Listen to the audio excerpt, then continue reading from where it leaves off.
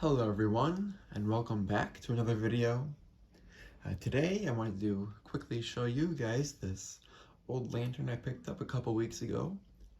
I found this at the Midland Antique Festival, which is a event that's held twice a year where a bunch of different antique dealers and collectors come together for a couple days and sell their stuff. There's also a car show there and plenty of food and other things. I didn't record anything there, but that's where I found this particular lantern, and well, I think it's pretty cool. So this is an old Berger lantern, spelled B-E-R-G-E-R, and this lantern is not a particularly common model. It's probably a handful of them out there, and this one is in particularly nice condition. Unfortunately, it has been repainted at some point, and that repaint job was pretty sloppy, but at least all the metal on the outside is in pretty good condition. It looks really nice. I don't think I'll really do anything to it. I think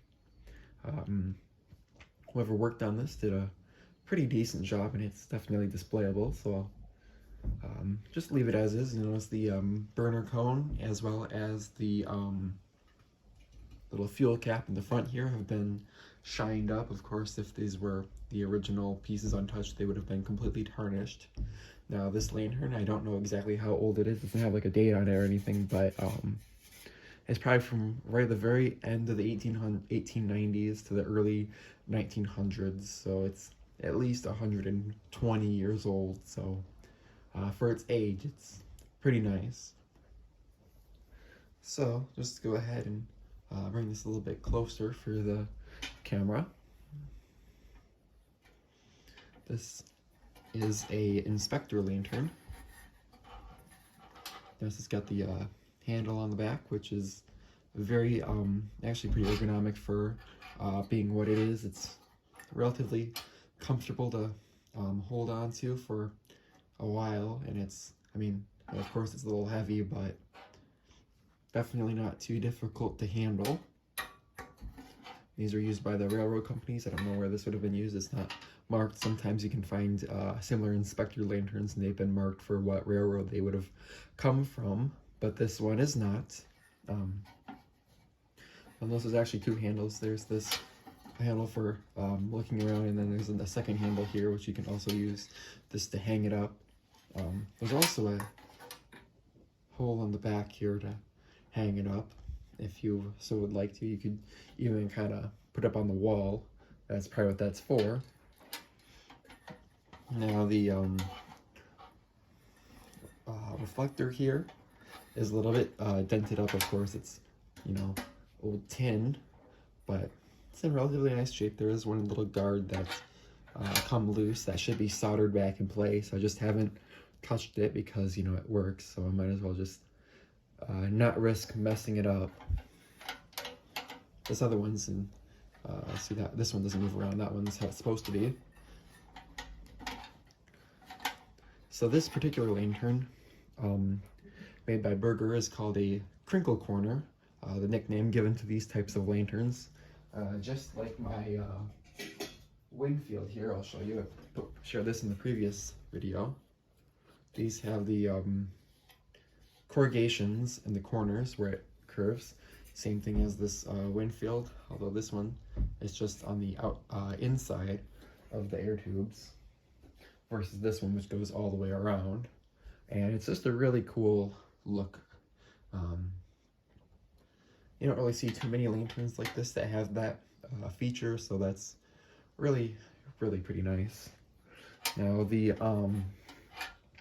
globe in here is made by Acme Glass, which is a really nice globe. It's not a particularly common piece. It's a decent one, but however, this is not the original globe. It would have originally had a Berger globe on it, but that's how I got it, and I'll leave that in there. That's a nice globe. I really like that Acme Glass logo. I don't really know much about the company, but yeah, that's the globe. Now you can see in the back there is the mercury glass reflector, which is in pretty decent condition. It does have some wear from the heat. The heat wears these down over time, but this one's not in too bad of condition. Looking up at that burner, you can see that it definitely did get polished up in the thumb wheel. Now, to light your lantern, it's pretty simple. There's this little tab here which you just pull up on, and that gives you access to the wick.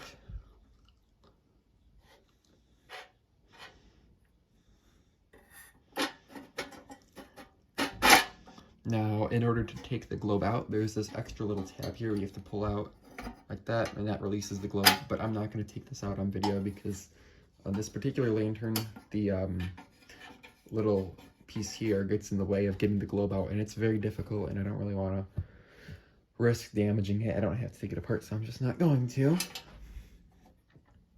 So here is the fuel cap, which has been dented up pretty badly, unfortunately. But if I twist it around, you can see, yeah, I got it mangled. I'm sure that could be fixed, though. But it does work, you know, I can take the fuel cap all the way out. No problem. Well, a little bit of a problem, but it's tight, definitely tight, but there, I can get it out. A little bit corroded, but the inside of the font is unfortunately kind of rusty. I don't think there's any holes in it. If you look at the bottom, it looks really nice. So I'm sure it would hold kerosene and it would burn just fine, but I haven't tested it yet, so I don't know for sure.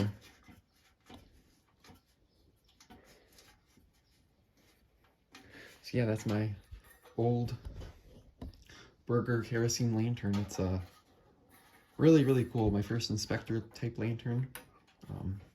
These things usually go for a pretty penny, and glad I didn't have to pay that for this one. I'm not gonna say, but I got a very, very good deal on this lantern. Yeah.